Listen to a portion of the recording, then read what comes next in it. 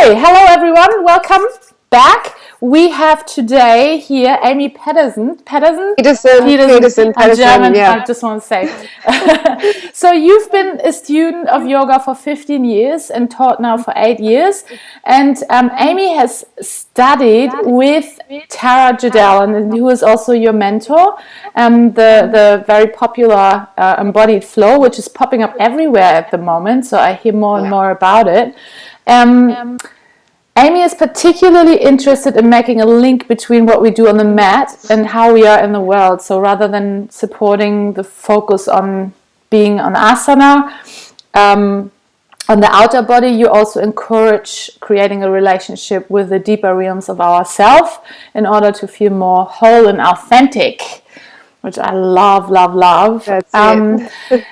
Aimee doesn't just promote yoga as a pathway to eternal happiness, but rather a practice to help us just to be in it, in our body and in our lives. Oh, how much I love that. That's awesome. So I love it too. Yes. So Aimee, tell us a little bit more about yourself. Why did you become a teacher? Okay, well, I first came to yoga at drama school because I'm an actress as well, and we did yoga every day there, and I really didn't like it at all. My experience of yoga when I first started I was really challenged because I was very physically tight. I had a lot of mental anxiety and stress going on, but it really, over the years that I was there and training, it really, just seeds were planted, and I started to find space for myself on the mat and learn a lot about how I was operating. So I felt like it was such a profound gift to my healing, and I wanted to. First of all, I trained to become a teacher because I thought it would deepen my relationship with yoga. So I did it sort of for that. I wasn't sure if I would teach, to be honest. But once I graduated, I knew that I wanted to offer what had been given to me. So to pay it forward was really the biggest thing for me. Oh, beautiful. What beautiful intention. And I know it happens to many of us that we start off with just wanting to deepen our relationship to yoga, and then we realize that yoga itself, or like the relationship we have, part of it is to teach and to share it, what we learn, isn't it?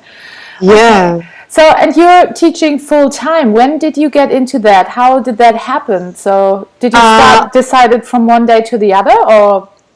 Yeah, it's interesting. I was, because I'm an actor and I'm still an actor. I was teaching maybe 2 yoga classes a week and loving that, and then I was waitressing for the rest of the time. This is years and years ago, and I just thought I don't know why I'm waitressing when I've got this beautiful thing of yoga, and it was just a moment. I just went, that's it. I'm gonna give up hospitality, and I'm gonna pour all of my work, all of my life into teaching. Interestingly, I ended up getting a full-time acting gig the moment I decided that. So sometimes the universe has different plans for us, but it's definitely, the two of them work together very well. Sometimes I'm acting, and sometimes I'm teaching. But for me, look, I love the fact that I wake up every day and I know that I'm going to do something that I love. And that's the biggest gift. Because for so long in hospitality, I woke up and I was unhappy. And I didn't feel like, even though that's a service as well, it is a service, it wasn't the way I wanted to be of service. So yoga gave me that. That I'm making a contribution. So I love it. That's awesome. That sounds perfect, and it both balances each other out. That's wonderful. Do you teach mainly in studios, or do you also have your own classes? I teach mainly in studios. So I teach at Body, Mind, Life, Egg of the Universe, Barefoot Yoga, Elixir, and I also teach at NIDA. So I teach the actors yoga at NIDA. Oh, fantastic. It's a beautiful crossover of my two things. You probably have some followers there wanting to become a yoga teacher all of a sudden too. Some of them have gone into that. It's interesting. Wow. Okay. So when you started teaching, what were the what would you say, what were the biggest hurdles when you started out? So I think that's, especially for beginning yoga teachers, very interesting. What do you remember how it was, how you felt? What were the biggest things you had to overcome? Well, the biggest thing for me was I was used to being in front of a lot of people as an actress, but they were never my words. They were somebody else's words that I'd learnt. So to stand up in front of people and speak from myself, that was incredibly challenging for me. And the first time, in the teacher training, we have to get up and do a class, and I was having an anxiety attack beforehand. It was so full on. So for me, it was just the fear of sitting in front of people as me, because I wasn't trained to do that. I was trained to play characters. But I think that's the truth, whether you're an actor or not. I think that's true for anyone, to be able to sit in front of a group of people and say, this is what I'm offering. And I guess my advice on that is that it's in the practice, just like everything. It's the poses. It's in the practice. You get there by doing it. So my advice to early teachers is just to teach, just to teach and teach and teach, because it becomes so much easier in the doing. And now I still get times when I feel nervous in front of a class. There might be another teacher in there or something like that. That's always hard. But it becomes easier. And what else was it? What else did I find challenging? I'm just trying to think. How did you promote yourself? How did you feel about that? So how did you represented yourself as a yoga teacher? I didn't really promote at all. What I did was just focused on on the offering and what I was doing. Because I really believe that if you're doing what you believe in, what you love, and coming from a place of, as best you can, authenticity, then that will speak for itself, and that seems to work for me. When I'm teaching from that place and just honoring the work, then I seem to get more work, and I seem to get from different places and different places to teach. So kind of promotion. I'm only just getting my website up now. Oh, so, wow! After 8 years later. So I'm trying to pour that in. Sorry. So now I'm getting to the point where I want to start doing retreats and a little bit more, getting a little bit more into the business side of it. That's never been my gift, so I'm learning a lot by cultivating the business part. So I'm enjoying that. That growth. Yes, it's amazing. It's like I started it a few years ago, getting more business savvy, and I was always an employee, so I never had to promote myself. And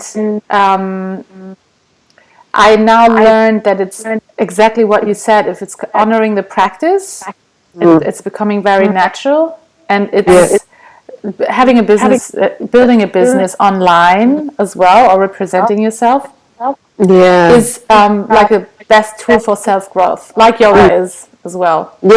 Absolutely. And I think the challenge for me has been around self-worth and self-value. This is a continuing theme of my life, and I'm always in process around that. So to promote a business, it means that I'm really having to step into that space of empowerment and going, no, what I do offer is of value. That's it. So and that's what oftentimes that's what many yoga teachers say is, is that worth? Is it special what I'm offering? Everyone else is offering this. What am I offering differently? Why should I put myself out there? There are so many others.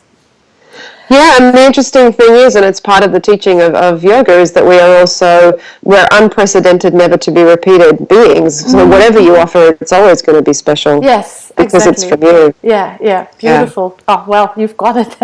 Okay, so your 3 top tips for beginning yoga teachers. So you want to start teaching part-time or full-time. What would be your best 3 suggestions?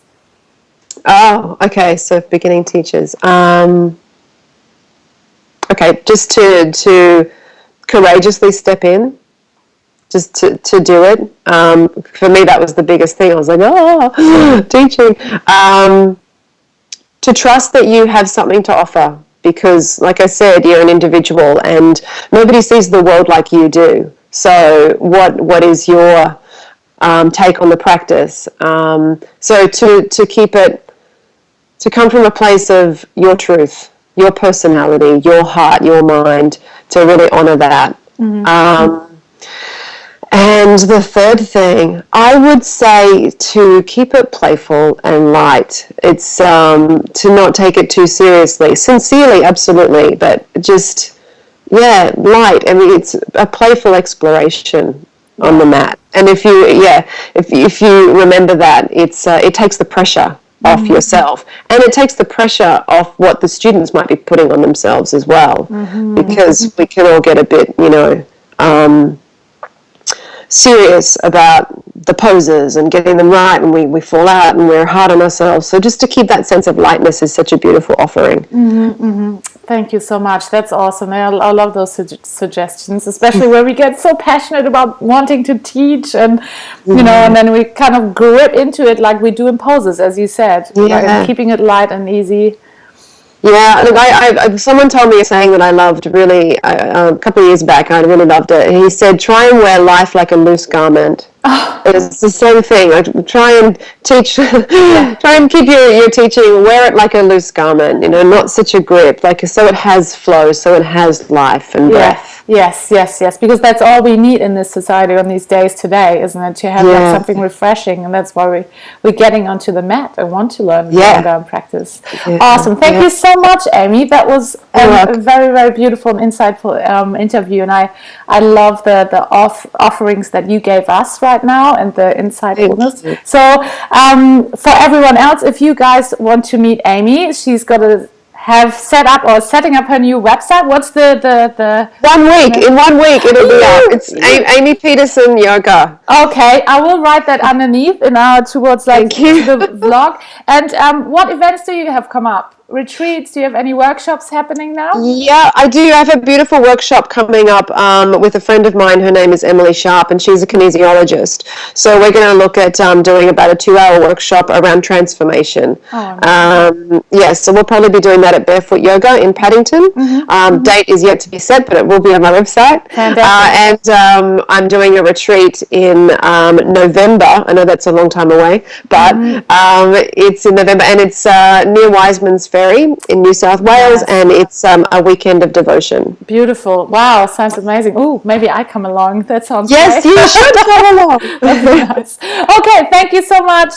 See you, everyone. Thank you so much. Bye. Namaste. Bye.